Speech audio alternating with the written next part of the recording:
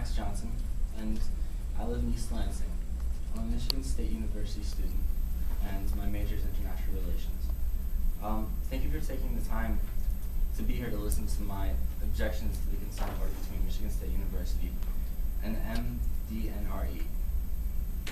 I am very close to the MSU TB Siomon power plant, and along with thousands of other students, I am exposed to the risks from this power plant every day. The alleged violations at the MSU coal-fired power plant outlined in the consent order have real consequences for myself and the others who live in the shadow. These violations under consideration today occurred in the first quarter of 2008. I also understand that similar violations occurred on 2 separate occasions in 2007. SO2 violations are so high that they would be considered a high priority EPA violation. This is unacceptable, as MSU students are paying the university tuition to be exposed to dangerous levels of air pollution.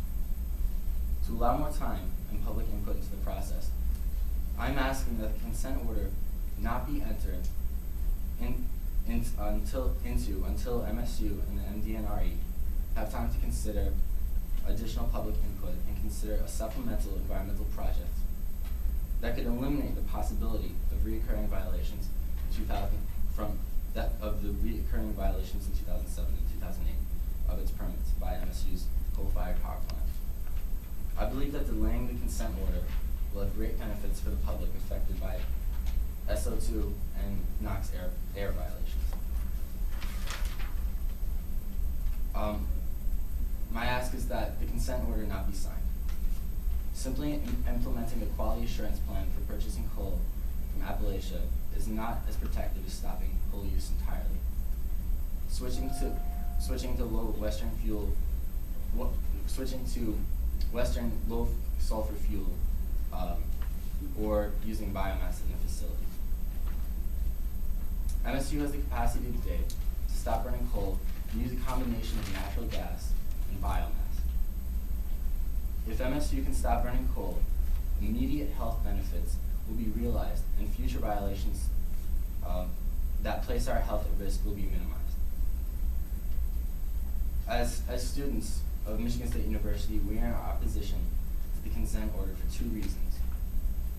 1, the process for meaningful public participation is passed, and we would like the opportunity to pursue meaningful dialogue on a supplemental environmental program that addresses the violations in the consent order. Second reason.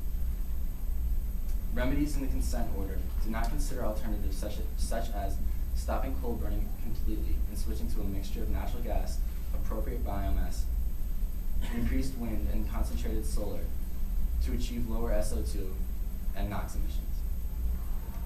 At a minimum, the $27,000 for the MDNRE should include an equal amount of money for a supplemental environmental project to install energy and energy efficiency options for MSU to replace coal as a primary fuel source.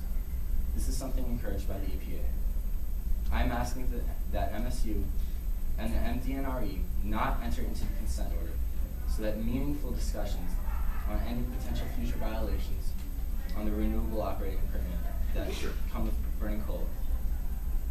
We need to stop burning coal.